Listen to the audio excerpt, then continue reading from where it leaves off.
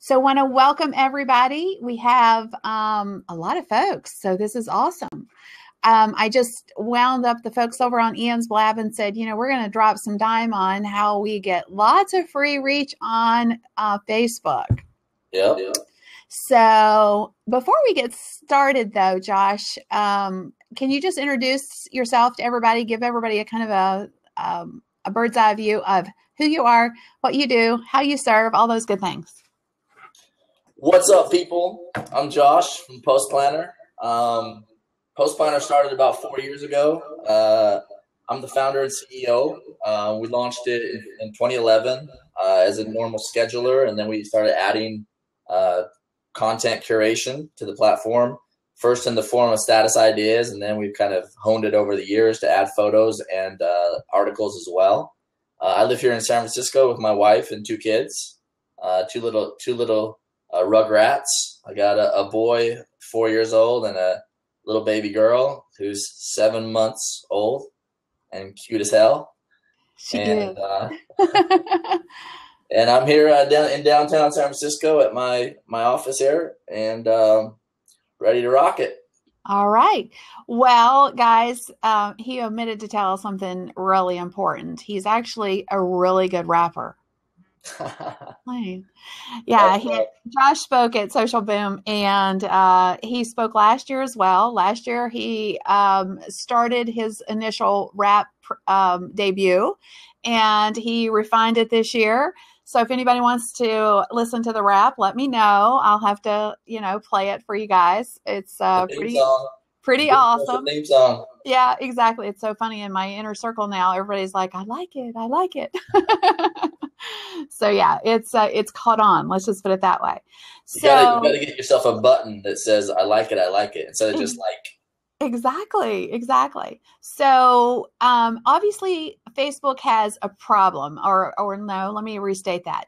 As business owners, we have a problem because Facebook is curtailing our reach on our fan pages. Would you agree with that? Yeah, but I wouldn't say that Facebook's doing it intentionally. I think that they're just have so much more inventory these days in terms of content that they can show. So their mission has not changed. They're simply trying to create the best user experience they can for every single user. That's their number one goal, because they want people to come there and spend all their time on Facebook. So, there's just more people out there, more people sharing more content. So that means there's much more inventory for Facebook to choose from when they decide what goes into your feed. So you're just another, as a page or a business that's sharing content, you're just another creator of inventory for them. And so you're just in competition with more and more content items. So yeah, I mean, they're curtailing your reach, but it's kind of a natural process with the growth of the platform.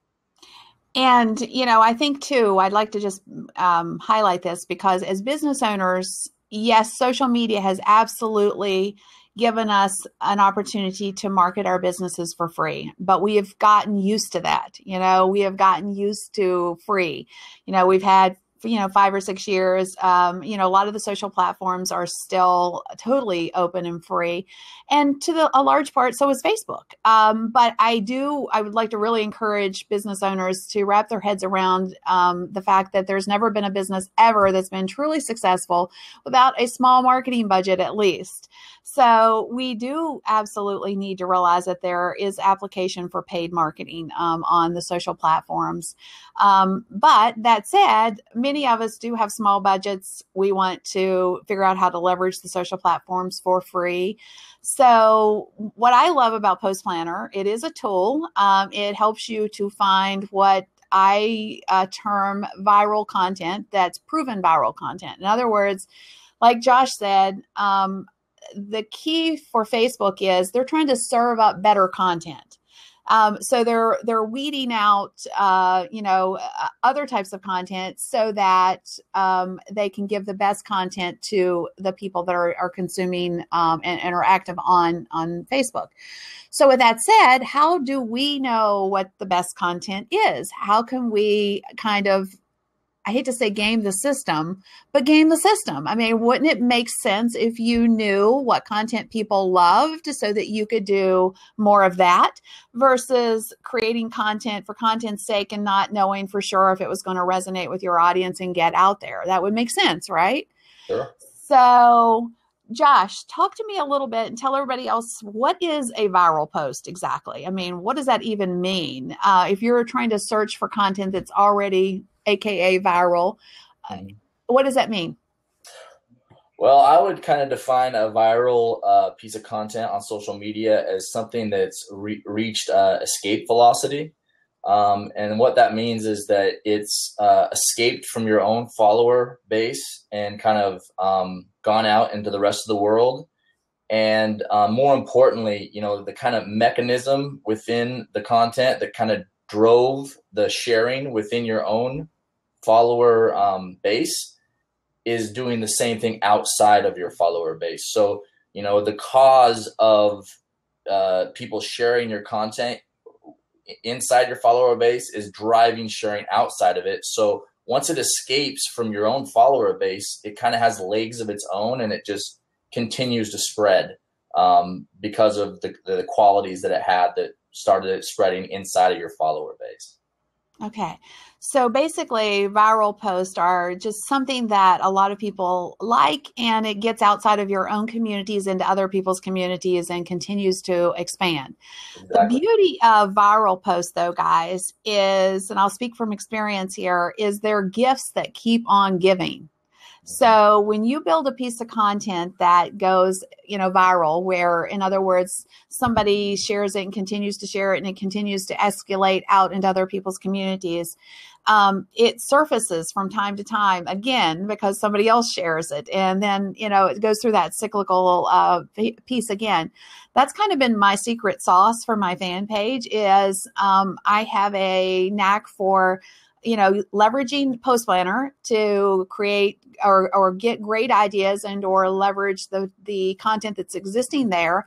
And then it creates virality for my fan page because people share it constantly over and over again. I have a post that was, the monkey post. We referenced that one. That's what I call it. It was just a quote.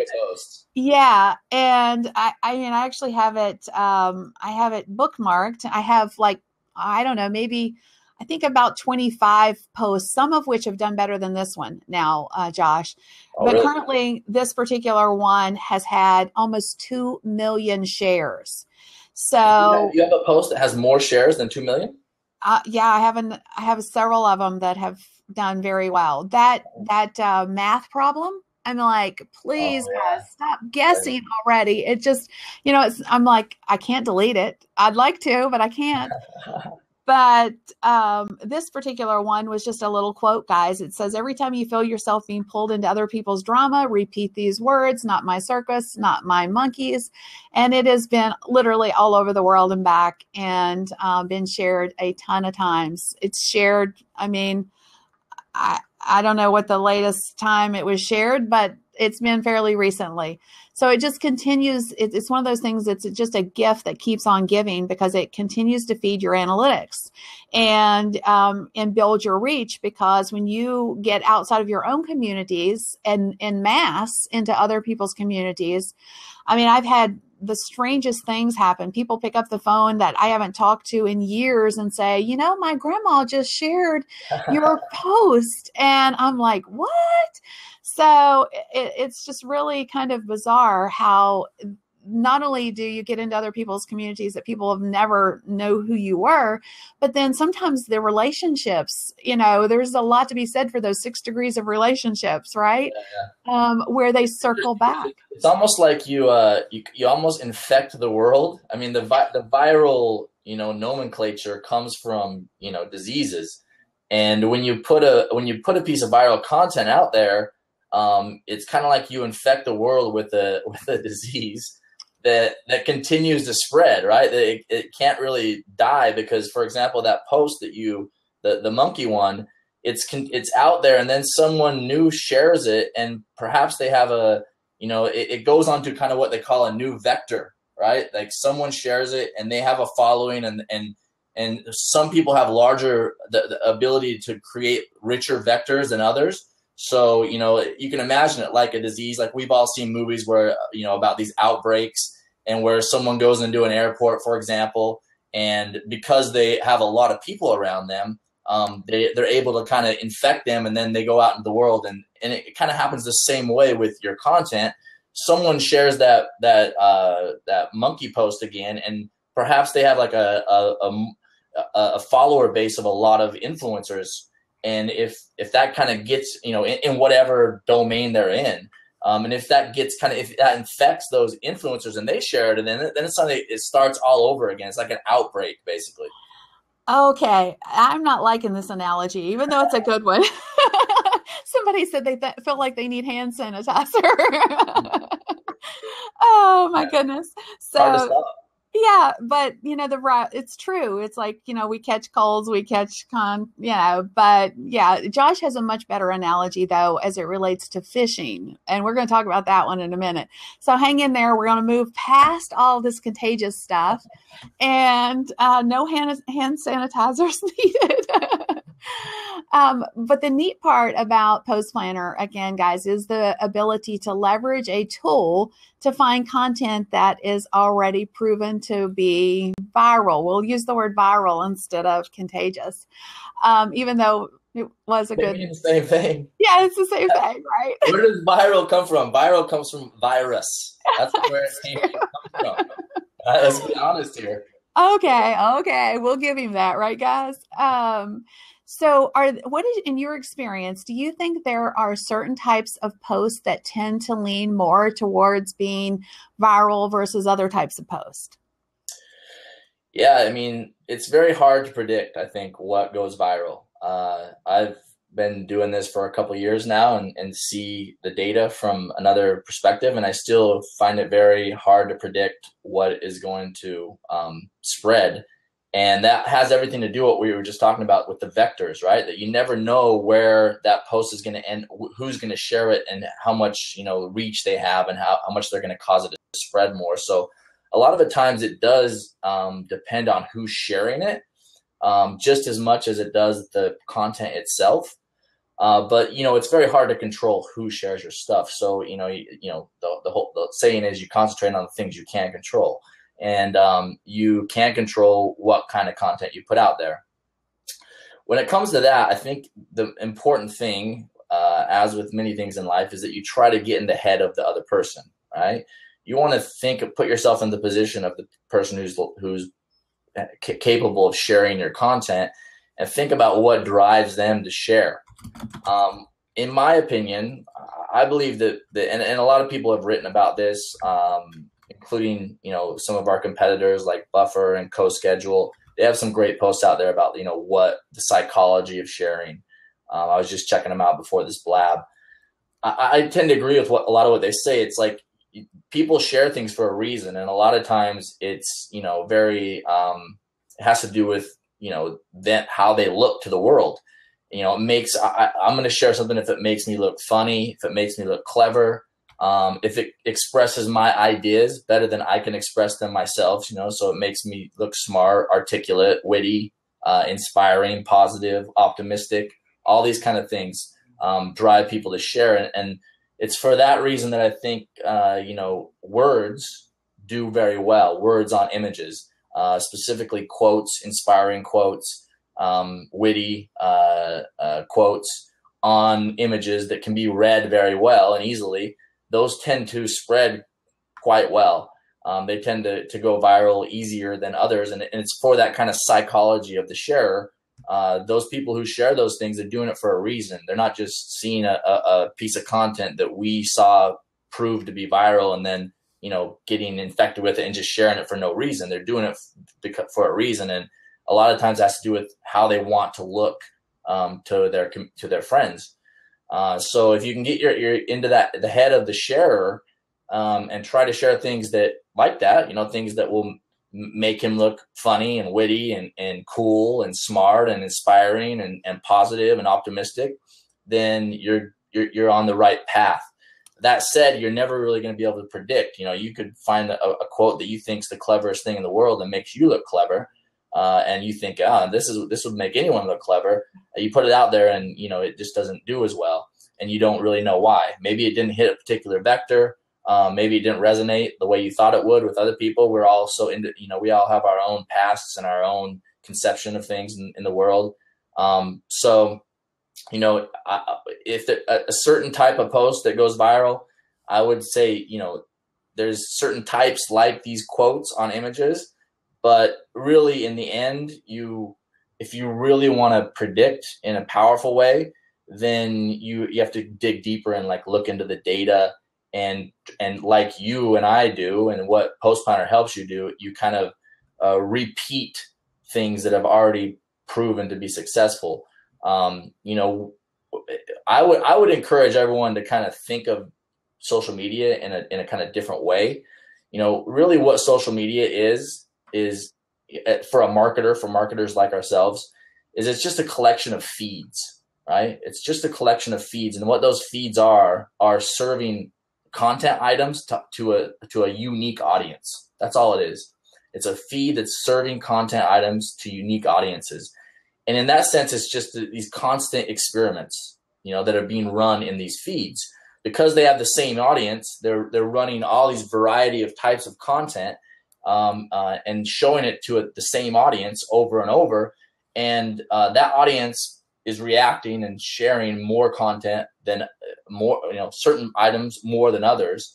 And, when these audiences are big enough, when they're in the thousands, tens of thousands, hundreds of thousands, then, really the science of statistics kicks in, and it becomes very likely when something goes viral in an audience of 10,000, 20,000, 100,000 people, it becomes very likely that it's going to do the same thing wherever, if you drop it in any other audience of that size. Because you get 10,000 people, even if it's for a specific industry page, there's still such a variety of people and motives in that 10,000 people or 50,000 people that, any other audience of that size is going to have a lot of similarities. And so, that's how I like to think of it, is that social media is a bunch of feeds. They're sharing all these content items. They're basically putting out experiments into the world, and we can leverage those experiments. We can see what worked for them, and statistics just makes it really likely that the same things are going to work for us. So those of you though, oh wow, we have an echo. You guys hear an echo? Or is it just me? Is it echoing? I hear my own echo. Oh, there. I think is that better? Yeah. I turned down my volume a little bit. So I when I go to create content for my fan page and leveraging Post Planner, I'm about figuring out what I think to get, like, go back to your point about, getting into the heads of the people that I, want to attract to my content. And for me, it's about relatability. You're talking more of the numbers side of it and the statistics side, leveraging, known entities, known values, vectors. But for those of us who that just makes our head spin, how do we just boil that down into something that makes sense to us? And for me, it's just relatability. How can I find content and produce content that, is, because I think that's what people share. To speak to your, some of the things you were talking about, whether you're, you want to look cool, or whether, whatever that one thing. And these emotions, by the way, guys, are fluid. They change. What you want to share today may not be something that you want to share tomorrow, because it touches you at a certain point in time when you see that piece of content.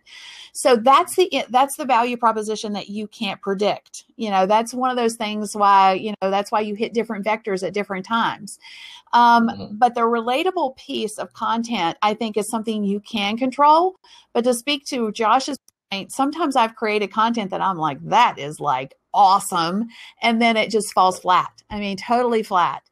Could you have ever predicted that monkey image? No, that was actually one of the never could have. Yeah, that was one of my very first pieces of content that I created leveraging the Post Planner tool. And that was, it's been well over a year ago, about a year and a half ago. I have a couple of others that I've done since then. a lot of which are literally just things that we can all identify with. So I'm just going to give you guys a sneak peek. For example, like we created a piece of content this morning that says hand sanitizer, helping you discover paper cuts you didn't know you had. So, right? I mean, who can't but will that fall flat? Or will it be our next piece of viral content? So you just never know. That's why every piece of content that you create is absolutely an experiment. Now, there are some things that you can predict with some degree of measurability, ROI, whatever word you want to use. Like for me, I know that my audience loves inspiration, motivation. In fact, that's the most shared type of content on any social platform, by the way, guys, is inspiration and motivation. Yeah. So I don't think you can go. Why is that? Why do you think that is, Kim? I personally have a very interesting take on it. I think that social media, while it's brought us together in so many ways, we have so shifted from not only with social media, but with these things we hold in our hands all day, that we have become disconnected from one another. And that's not the way we were designed. We're social by nature. And so I think that people are craving that connection. I think they're craving inspiration, motivation, that they're not necessarily getting in their lives. They want to know that they can do bigger things. They want to know that somebody else out there is encouraging them in some positive direction. For me, being on the entrepreneur path is, I know it's tough. I know it can be hard to, build a business. And, I just leverage that as a way to encourage people and let them know that they're not alone. So as much as social media has brought us together, I think it's also divided us a lot because we don't pick up the phone and hold conversations anymore. We don't go have lunch. We're in front of our computers, a lot more than. And I think that's the disconnect. And I think that's why motivation and inspiration is probably the most shared type of content out there. That's my take. What's yours? I'd love to hear your take. Yeah. I think that makes sense.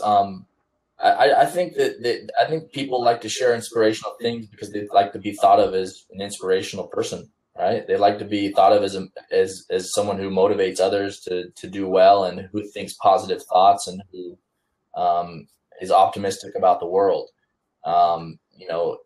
I think positivity is something people want to be considered as. So it's very, and it's funny is the same way. Like everyone wants to be considered having a great sense of humor, and to share something that you think's funny and you think the world's going to think is funny, and make them think that you are a witty person.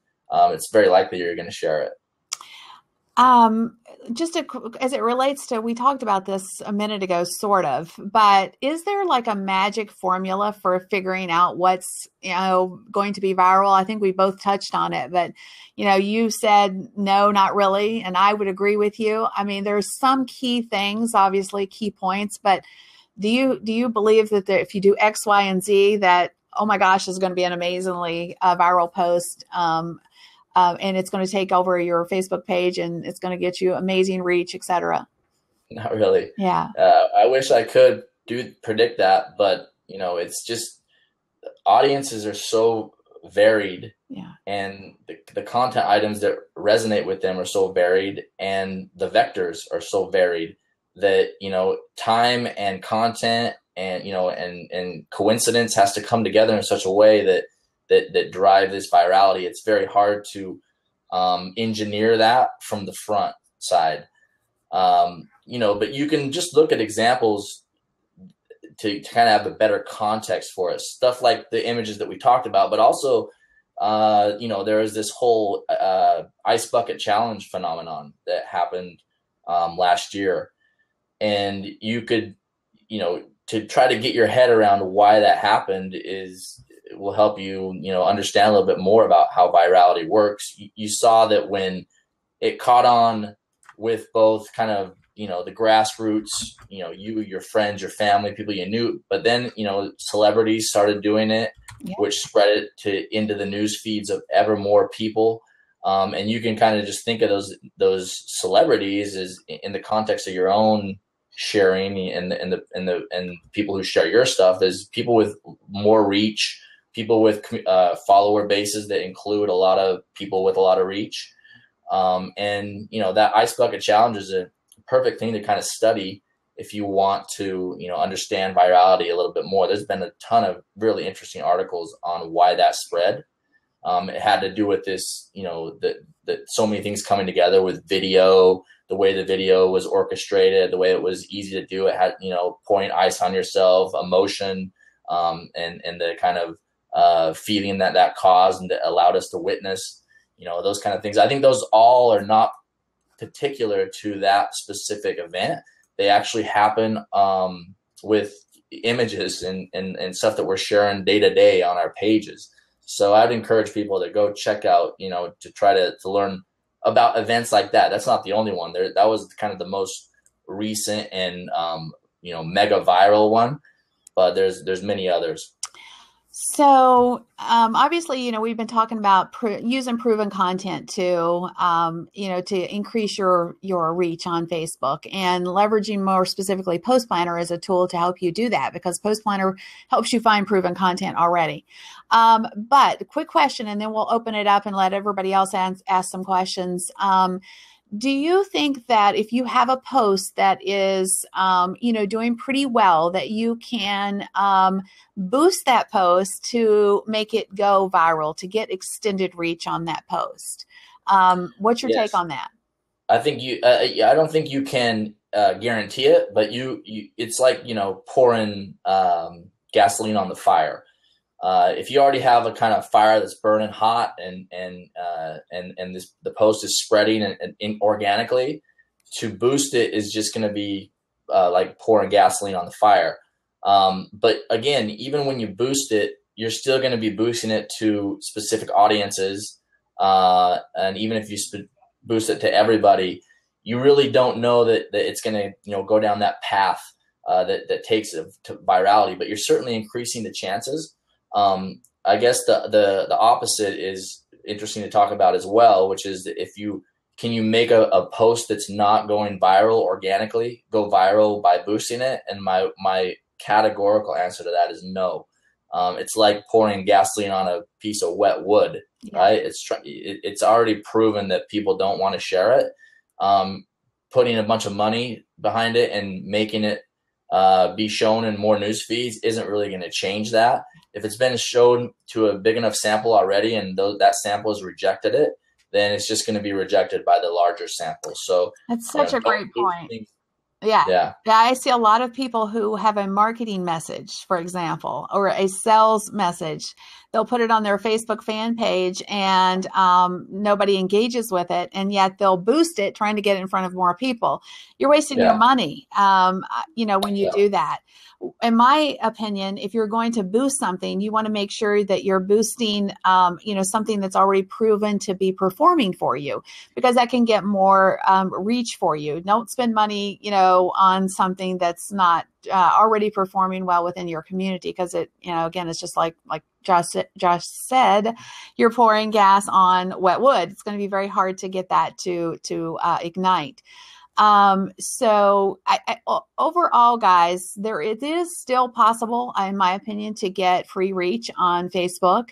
I think the core strategies have shifted. It's not as easy as it once was to, get that reach. But that's why I love Post Planner, because it does give us a tool that helps us, find content that is ultimately that's already been proven. In other words, we're basically bypassing a lot of the legwork on content, leveraging other people's experiments, to Josh's point, that have already proven to be, viable. And, then you have an opportunity to either leverage that content straight up as it is on not only on Facebook, but you guys just rolled out Pinterest as well, right? You can now share content to Pinterest and Twitter.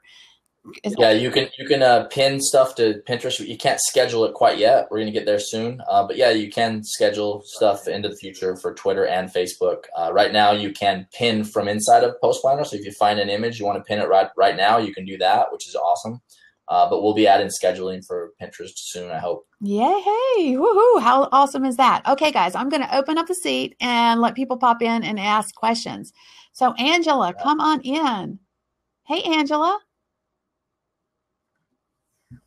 Austin, hang on. You're next. I just got a prop bomb from Jill. Woohoo! What up, Jill? Okay, come on, Austin. Angela. All right, I'm going to go ahead and let Austin in while we're waiting on Angela. There's Austin. Hey, Austin. Hey, Josh. Hey, Kim. Kim, it was awesome seeing you at Periscope Summit. Yes, I love it. It's so awesome meeting people in real life, right? Yes.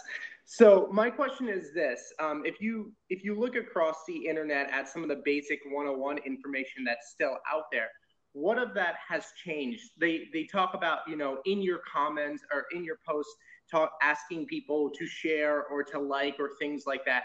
Do you find that call to action natively in your content still makes sense, or has that kind of become outdated because we all know how to use Facebook by now? Well, I think Facebook is, they flat out told us they're curtailing reach on things that, like this or click here, so they've kind of said that they're not, they don't like that strategy. So, but we know as marketers that when we tell people what to do, they are more likely to do it. So I have just gotten creative. I'll say things like, if you guys like this content, then feel free to pass it on instead of using the share word. In other words, not asking direct, hey, share this. And I'm sure that Facebook is keen in on traditional verbiage, right? Mm-hmm. So I've kind of gotten creative with how I ask for, people to pass it on instead of using, traditional share words. Because we know that works. CTAs do work. And, you think, well, you don't have to ask people to do things, but you do. And it absolutely works. So some of the traditional things that we've maybe done in the past that Facebook is saying don't do, or they're going to smack our hands. We just have to figure out how we're going to, change that up and be creative with how we do it. Sure. So hopefully that answered that a little bit. I think the data shows that call to actions tend to work in those posts from what I'm seeing.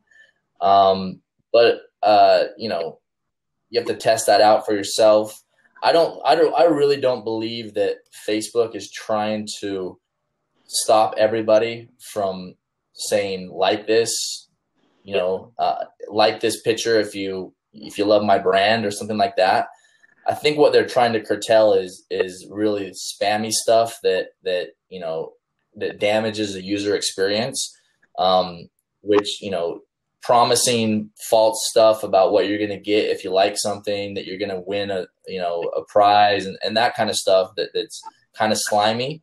They're trying to really stop that. And that may encroach upon us asking people to like our photo or something, but I don't think they're really after us. You got to remember all the time, keep this always in mind when it comes to Facebook. What are their intentions? Their intentions are to create the very best user experience they can for every single person. And they're going to do everything. That's going to drive every decision they make. They don't care about shutting down marketers or, trying to get more money from businesses or marketers. They really don't. That's not their priority. The priority always is to make the best user experience they can, and that's going to drive every decision they make. And so you should be doing things that help user experience on Facebook. If you do that, you're going to thrive on Facebook. And to speak to your point, they're not out to get business owners, and more specifically, I've heard this saying for years that marketers run all good things. So the reverse is also true, right? There is a lot of people who do uncool things in the space. So they'll put out, something that takes people to a place that's not what they thought they were going to, So that's what I think Facebook is trying to stop more than it is, legitimate people who are creating great content and, trying to drive activity to that content or around that content. But with that said, we do have to flex based on what Facebook is telling us. And I think, we just have to constantly shift because they're constantly shifting. So many of us groan when Facebook changes, right? I mean, how many don't groan when Facebook changes? It's like, really, again? But it's a huge marketplace. We can't ignore it. It's still the most active place where people hang out the most. And we just have to figure out how to flex. Hopefully that helps. So thank you, Austin, for coming in. Who else has a question? Thanks. Oh, and one last thing, everybody, new people come in, make sure to tell a bird again so we can hear it. Thank you, Austin. Yes, thank you. All right. So who is next? Come on in. Ask your question. Pick our brains. This is your chance. I know there was a lot of questions as we were going through. Ooh, Catherine, yay. Josh, did you meet Catherine at Social Boom? I'm not sure. Maybe. Okay. Let me see your face here. I met a lot of people there. I know. All right. There she is. Hey there, Catherine. It's nice to see you.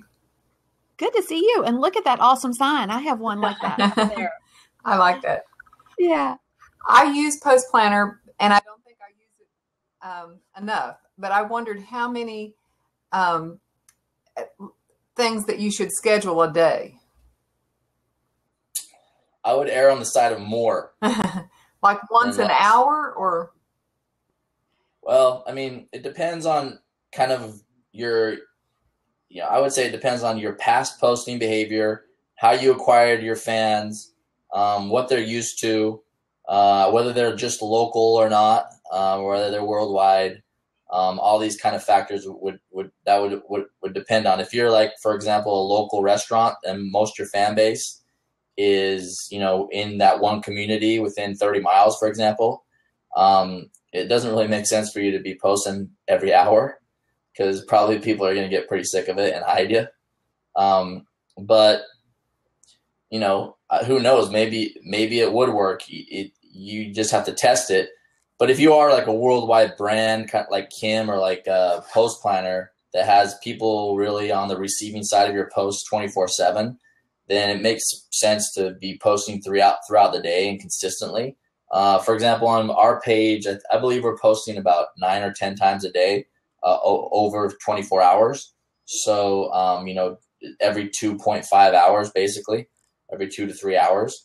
And that seems to work for us. You should definitely monitor your kind of negative feedback, hides of your posts, hide alls, those kind of things. If those start to trend upward, then I would think about your volume, what you're posting. But if they don't, then you should just be posting as much as possible because you're just, putting more inventory out there for Facebook to choose. You're throwing more experiments out there that might do well. So I would err on the side of more and not less. Okay.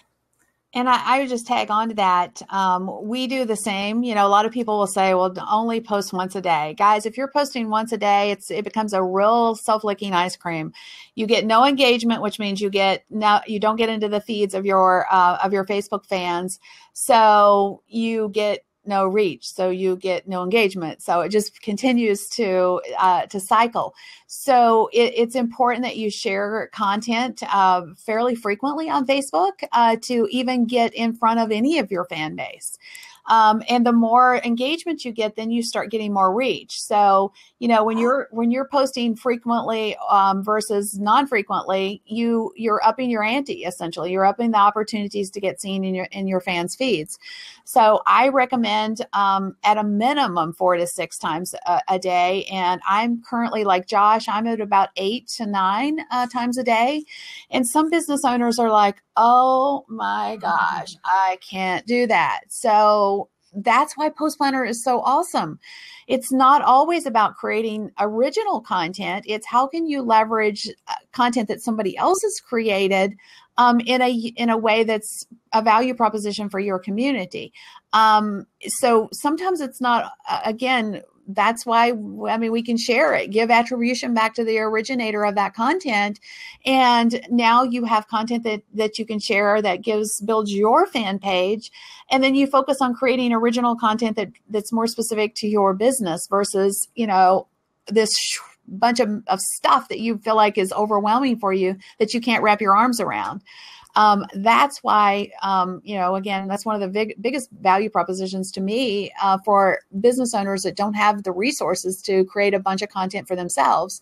You can leverage this tool to do amazing things with it. So don't panic when we tell you guys you need to be posting 8 to 10 times a day, or even 4 to 6 times a day. Market smarter, guys. Don't make it harder on yourself. So, and leverage your evergreen content, right? Yes. If one key component of your posting content should be your own blog posts. And if you're doing content marketing well, then you're creating a lot of blog posts that are evergreen, that they're going to be valuable a year from now, 5 years from now. So you should be taking that content and repeating. We have a feature in Post Planner that's called requeue. So you queue up the post and you turn on requeue, and then once it posts, it just goes to the end of the queue again and just repeats indefinitely. So we post 9 times a day, but only about 3 or 4 of those posts are posts that we are like creating right now. The rest of them are just posts that are repeating, that were maybe 5, 6 months old, a year old. And they're just going to go out into the newsfeed again, into the social ecosystem and get a lot of shares again. And so, I mean, the point is you'll reduce your workload if you are creating evergreen content and using that stuff repeatedly. Agreed. Okay. And that's true, by the way, guys, across the board, whether that's Facebook or Twitter or, wherever. You work hard to create that content. Why in the world do you only share it one time? Get it out there, share it multiple times, leverage it as a way to drive traffic to your website. Because guys, your business is on your website. It's your blog, your website. It's not social media. Social media is just a marketing tool to get all those folks to go buy something or consume content from you. It's not, so many times we get wrapped up in the social side of it when the reality is our business is absolutely on our website.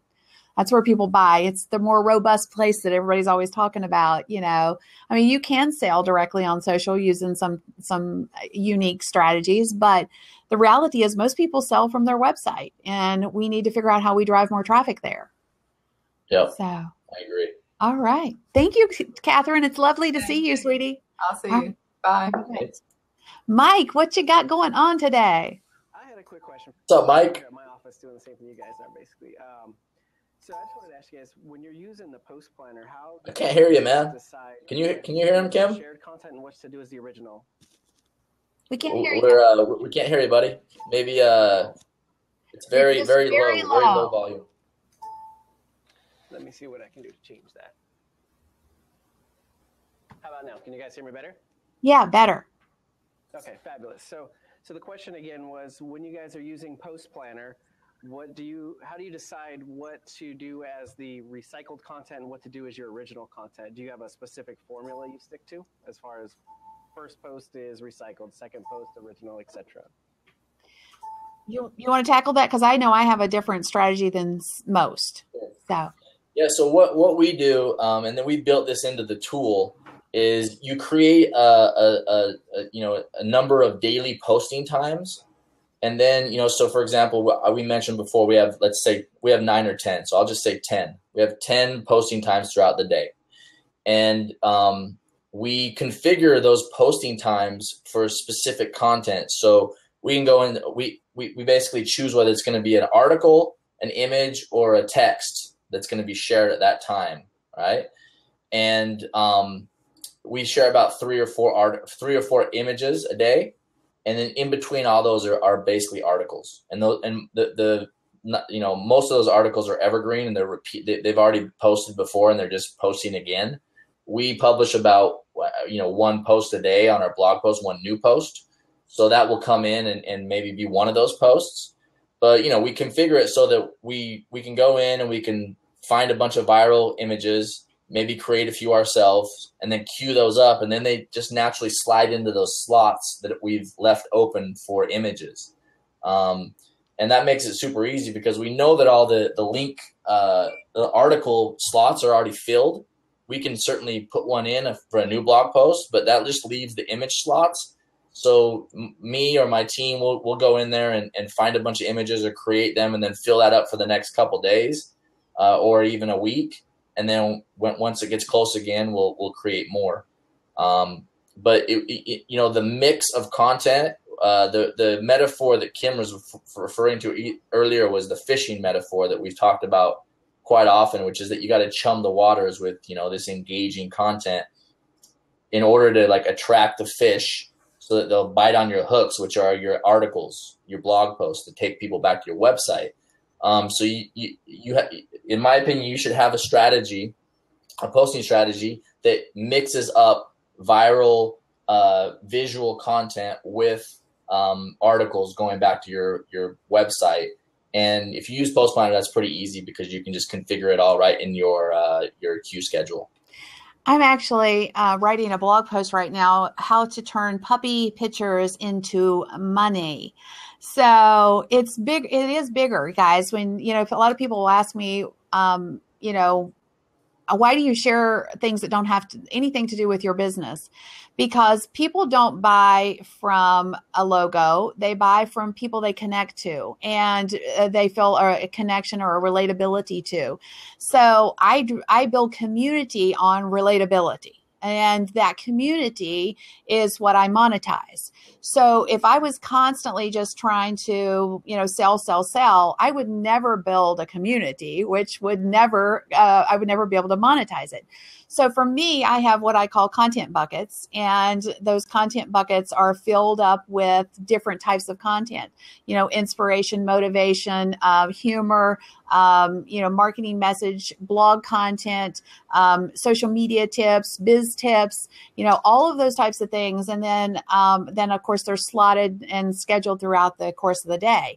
But it's a mix of content. It's a lot of that stuff that doesn't have to do, the 80% of the content that I share has absolutely nothing to do with my business directly, but it attracts my ideal client based on relatability. And then I hook them, to use Josh's term. The chum is all the relatability content. Then the chum is your marketing messages, your blog content, your, sales pitches, those types of things. And that's how you turn puppy pictures into money. So Don, what kind of question you got? Thank you so much, Mike. Thank you for asking that question. It was a good question. No, thanks, Mike. Thank you guys for answering. That's awesome. Take care. Don, we can't hear you. We're having trouble with this sound today.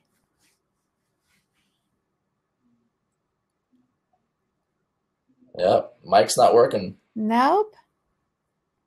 Anybody want to hop into that empty seat while Mike is working on his sound? Mike Koala, Mike, get your honey Mike in Koala, here. you should jump in here. Yes. A little shout There out to you Social go. Clock. I just said we both saw his name pop by at the same time. Hey, Mike. There's the man right there. What's going on? Click to give the props. Is my sound on? What's going on? Yeah, you got good sound. Yeah. So how's the day going for you? We'll give Don a little bit of time to figure out his sound. My day is going awesome. So little site trouble today because we're moving servers. So it's always rough when you're doing it in the middle of the day. But we're gonna get through it right now. And of course it's down right now as I'm looking over it. But we're having a good day. I do have to say I just started using the VQ on Post Planner for all of our posts because we've got around 120 right now, and it's working great. What is that? Used what? The The ReQ.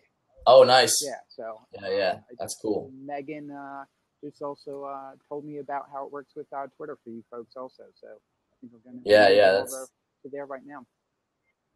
Yeah, that's valuable. And by the way, everybody, if you want to increase your Twitter following, you should go use Social Quant because it's an awesome app. We use it ourselves. I know, Kim, you're using it, correct? Yep, we've got it going on one or two of our accounts, I think. So yeah. Definitely, guys. Great. It's a great way to build a targeted community. In probably the easiest way I know. Just type in your keywords and monitor it a little bit, and away it goes for you. So it's By the way, cool. what do you guys think of this new news about Twitter removing share counts? Oh, what are they thinking? Don't get me started on that. I can't even come up with a business concept of what? I don't even know what they could possibly be thinking. I'm really surprised that the backlash hasn't been stronger. Why aren't people like standing up, screaming and yelling? But I just don't get it. I don't even understand why. What's your thoughts, Mike? I just think there's so much news coming out. I mean, it's bombarding everybody right now, right? So the CEO coming out, the buy button coming out. There's so much misconception about so many folks thinking that they're now going to remove the 140 limit. They didn't say they're removing the 140 limit. What they said is counted in the 140 limit. They're not going to include handles anymore or possibly hashtags. And that there'd be a limit on that with hashtags. So I just think there's so much news coming out and everybody going in every different direction. I think Dick's going to have a lot on his hands with stepping into here. But I do think that buy button is huge for e-retailers and more of a reason why they should be on Twitter, because right now, think about it, you can remarket to folks so easily and just in 2 clicks, easier than a website, somebody can buy your product if they've been looking at it in a cart before. So I just think Exactly. So, we were talking earlier about your website being your business, but there is going to actually be some unique opportunities to sell directly from social. I mean, that's just a matter of I say this about Periscope all the time. People are like, well, what's this going to look like in, 6 months? It's shifted so much in 5. I can't even imagine. The wheels haven't even been built yet, So I think that's true of the social pieces as well for social. The selling pieces for social is, I think a lot of these social platforms are really just beginning to get their heads wrapped around the fact that a lot of marketers would leverage these tools, which would drive more ads revenue for them, et cetera. So it's going to be really interesting to watch how this all shakes out for sure. Yeah, I don't think it's that big of a deal, to be honest with you.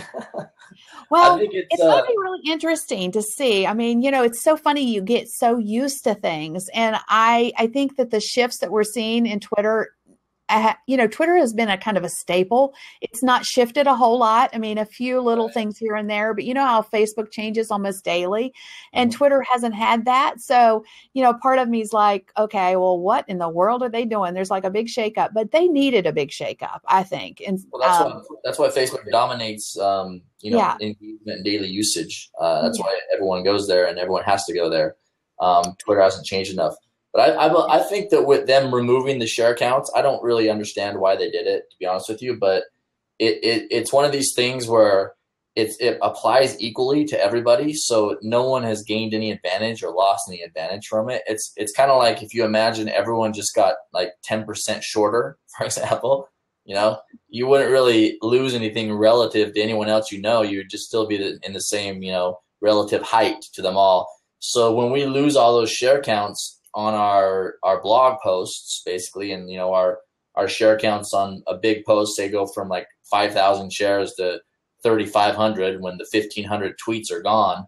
You got to remember that's happening to everybody, and those tweets correlate with Facebook shares and Pinterest shares and these other things. So I think that in the end, it's really gonna hurt. I mean, I don't understand why they did it, but it seems like it's gonna hurt Twitter the most. That's the part that I can't wrap my head around is why would they do this? I mean, I could see it if they had an explanation or if it made sense.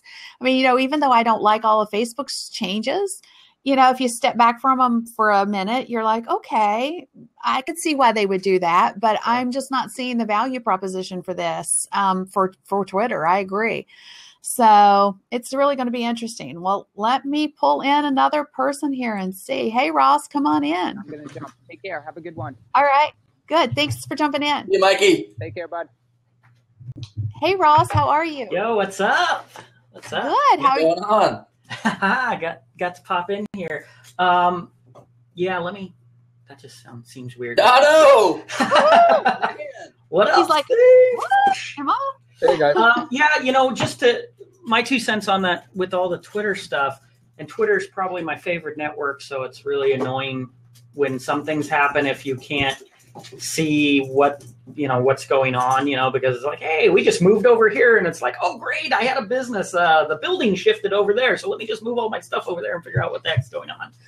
And it's like, the thing is that I think some of it is just change for change sake. I think they're scrambling to try and I see this happen all the time. You see it in different businesses where a move to be relevant, where it almost seems like, especially when you get shifts in leadership, it's like, well, we have to change because people are changing and things need to change. And then people start fiddling with the secret sauce recipe and they start messing some things up. And it's like, no, there's a reason why some brands, Dr. Pepper has been Dr. Pepper since it was Dr. Pepper, and you don't mess with it because that's what makes it Dr. Pepper. And so I disagree with a lot of people who step in and are like, oh, well, you've got to, yes, there's some areas you can grow and you can extend and do different things.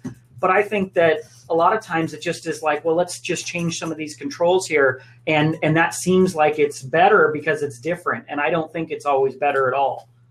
Yeah, I do believe there is a big, a big shift over at Twitter.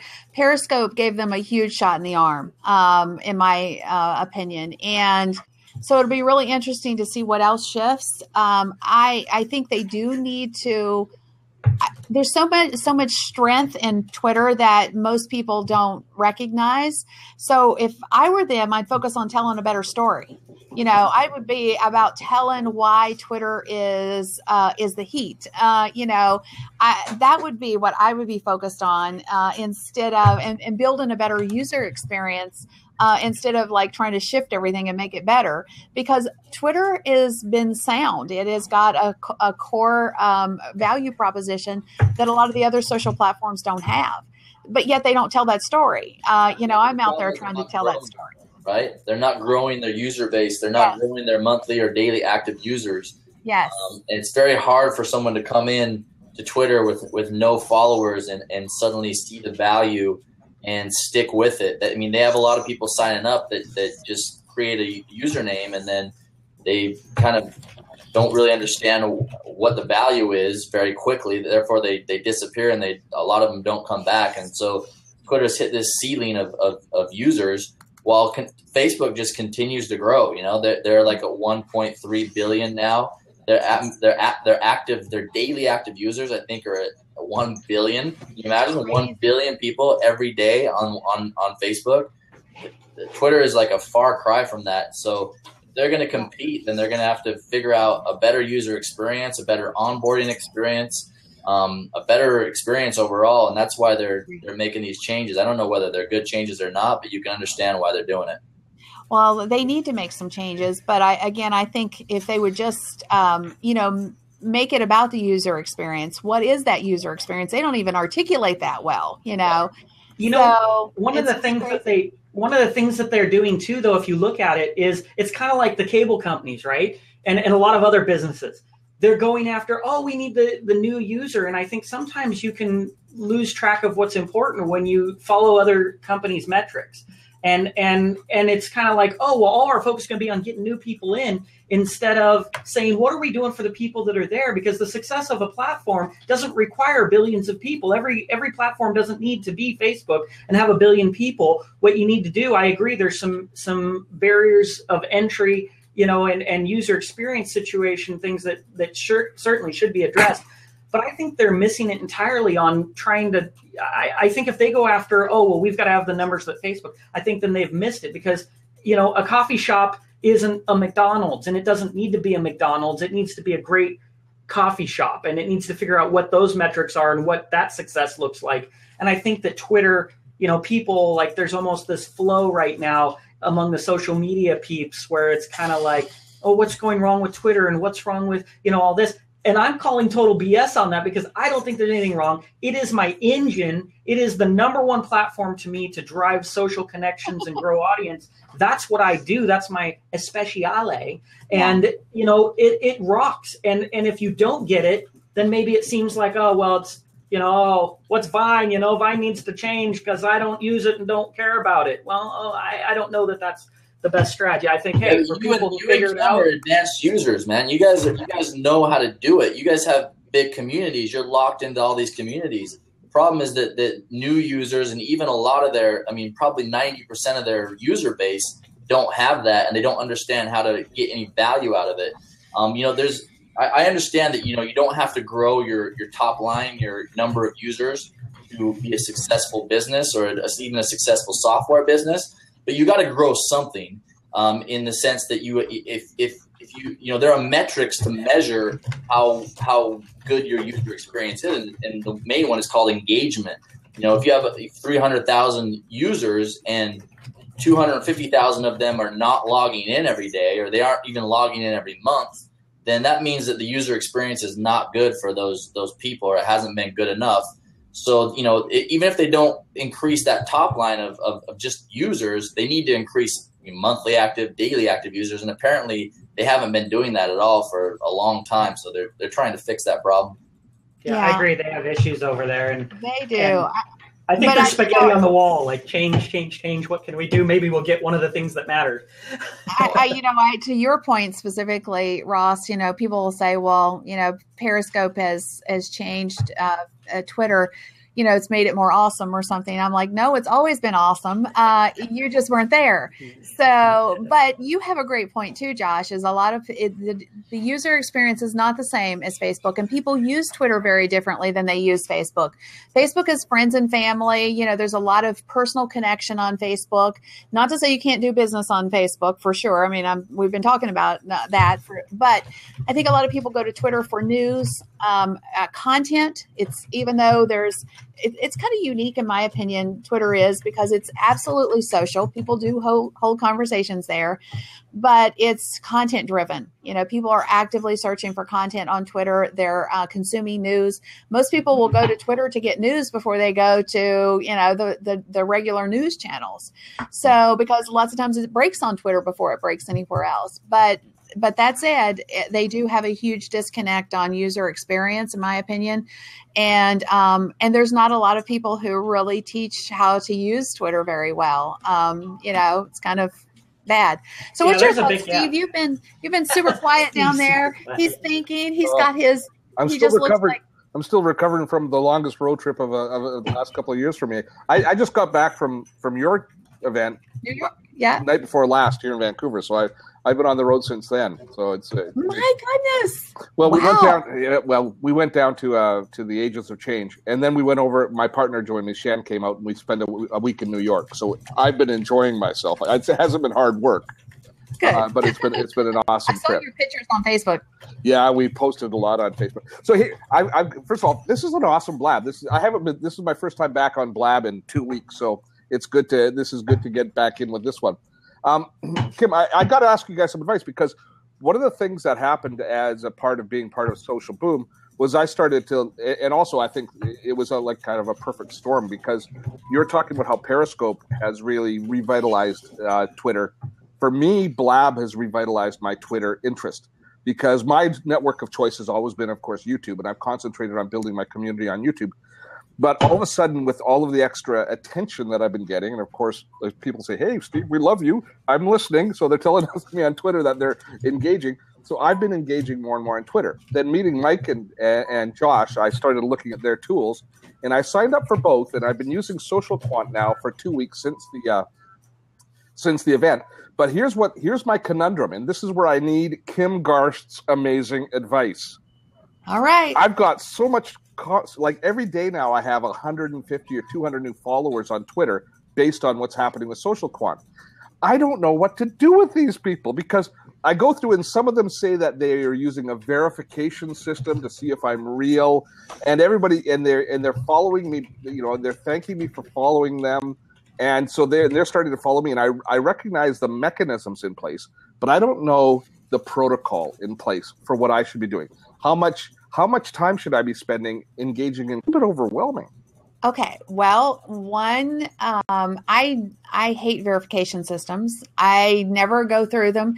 So if you're using a verification system and you expect me to go through that, jump through hoops to get you to follow me, that's not going to happen. Sorry. I don't have time for that. So I've just been ignoring those as well. Yeah. So I'm on the right track there. Excellent. Yep. Good. So that's my first tip for you. I know why people do it. I totally understand that, but that's asking somebody to take additional time out of their day just to follow you. And sorry, not going to happen. And because you have to click, you have to type in some stuff, and it's a pain in the tush to go through all those verifications. Yep. So, but as it relates to new people, my suggestion would be a couple of things. Are you tweeting and are you sharing content on Twitter? Oh yes, we've increased that, and that's one of the things with Josh's tool now. We're starting to, for the first time ever, I'm starting to repost some of my content because I would be one and done.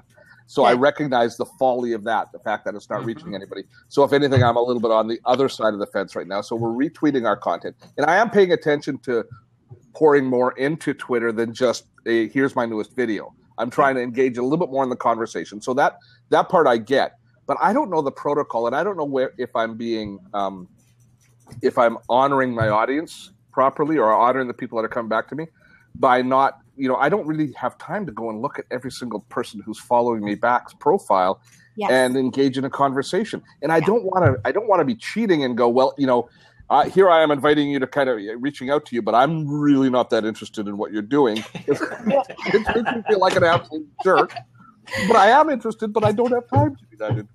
So I want to do it right. I've never done that. I've never saw oh my goodness, I've got 200 new followers today. How do I connect with each one of those people? Yeah. I don't do that. So what I do though, is I leverage my content as a door opener. So people who engage with my content, that's where the relationship starts for me. So if somebody retweets my content, especially when you're first getting started, and this is how I really built an amazing community on Twitter, was if somebody retweets my content, I will respond and say, "Ooh, thank you so much for the retweet." And I don't leave it at that.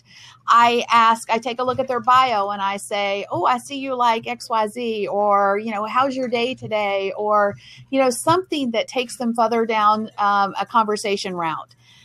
Versus just randomly, saying, "Ooh, thanks for the retweet." Because what are they going to do? Come back and say, "Oh, thank you for thanking me for the retweet." Do you do that with people who just straight up? Never-ending thank yous.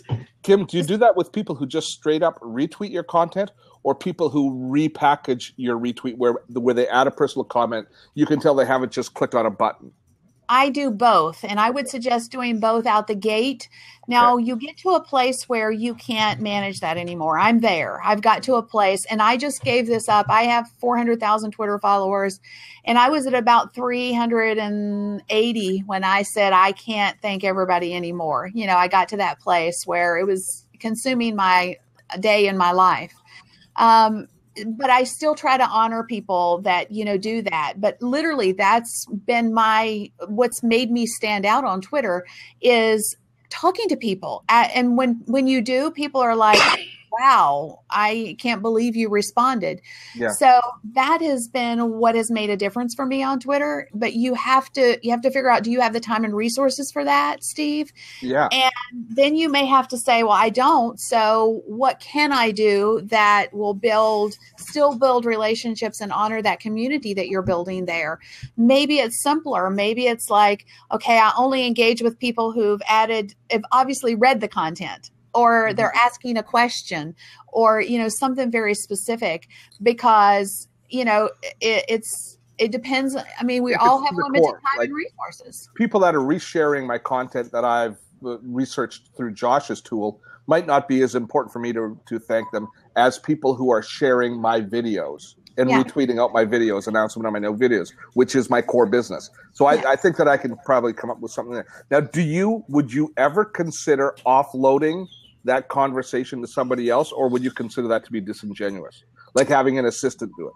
Well, I actually tried that one time because it was just taking up so much of my time. And my audience immediately knew. I mean, It was like, it's very hard for somebody to emulate your voice. And that's why even from a management standpoint, when you're managing social media for other people, it's very hard to be an authentic voice of somebody else. You know, everybody has their own lingo. Everybody has their own way of saying things. Guys, I got to grab my plug. My computer's going to die. One second. Okay.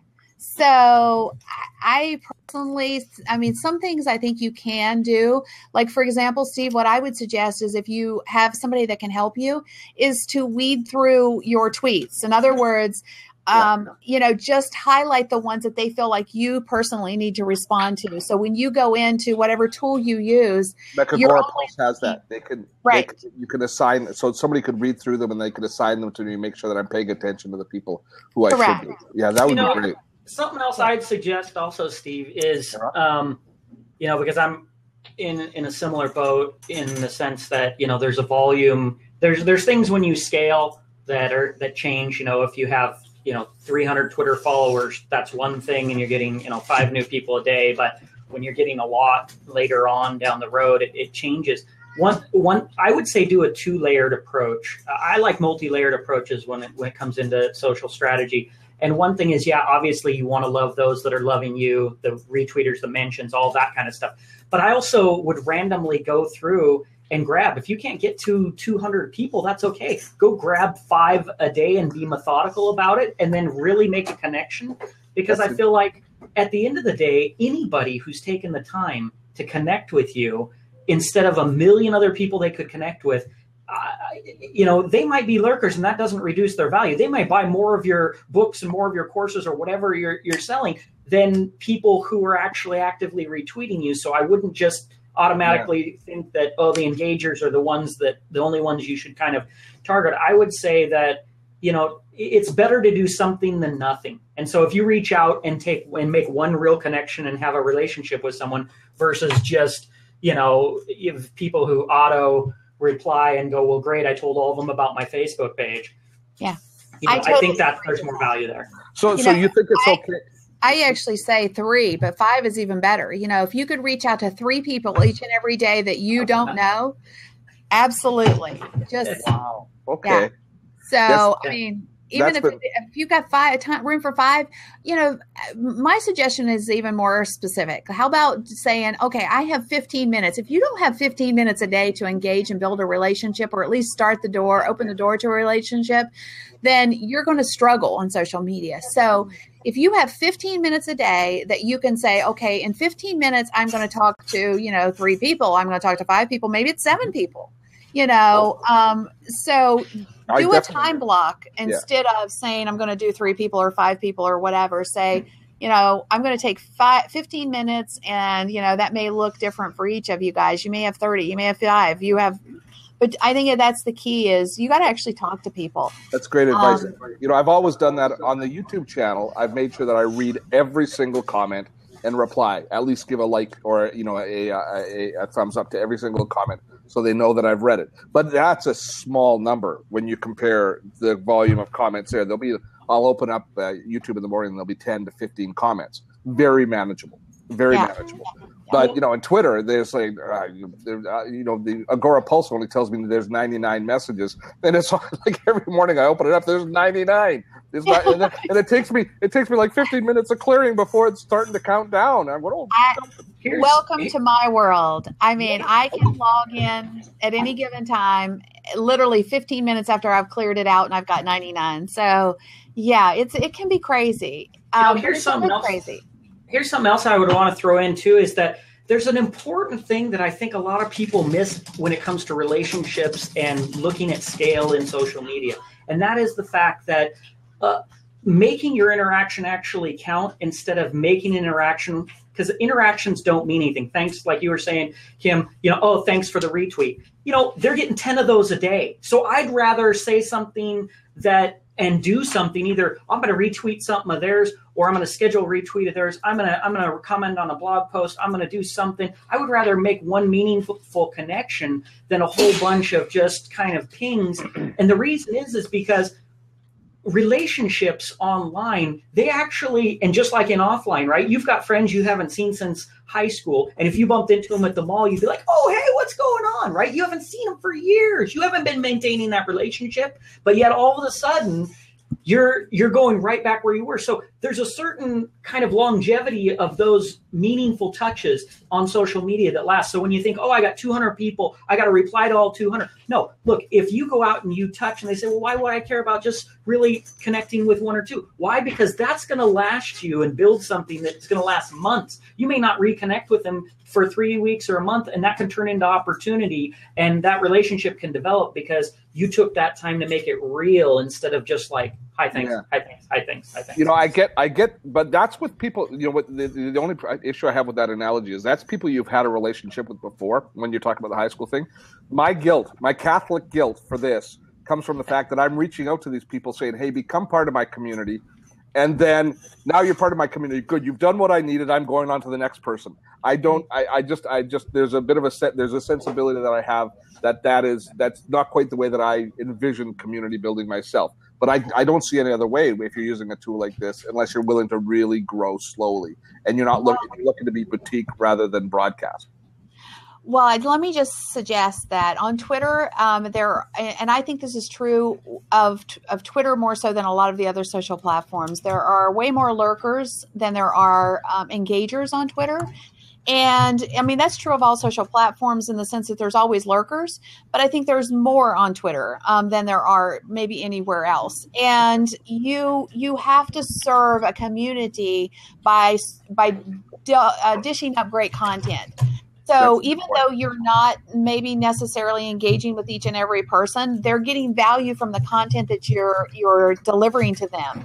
And that's critical. So, I mean, you know, some people don't engage at all on Twitter. I mean, not at all. And yet they deliver great content and they're considered to be, and they drive lots of traffic leveraging their Twitter profiles. But that's not my value system, and it's not yours necessarily. But you have to find the balance between leveraging the platform and what feels right from a community standpoint and bringing value to that community. And I think there is a balance. You just have to figure that piece out. But I do want to wrap this up because I've taken up this chair long enough. Thanks, Josh. Good to see you, my friend.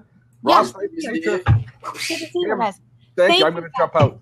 Thank you. And thanks everybody for being on with us. I want to just wrap up real quick with asking Josh, how can everybody find you and how can they get more info on Post Planner? Head to postplanner.com. You can follow us on Twitter at postplanner. You can personally follow me. I'm the yes sayer because I like to say yes. So you can follow me on yes. I always wondered about that username. Now I know. Yes sayer. Okay. Okay. Yes, those of you that are on Josh's team that are in the audience, I want to know, does he like to say yes? Anybody? I know Scott's on here. I know. Oh, nobody's. What is up with this, guys? You gotta dish out here. We're trying to get the answer. Okay, yes. There you go. Scott says yes.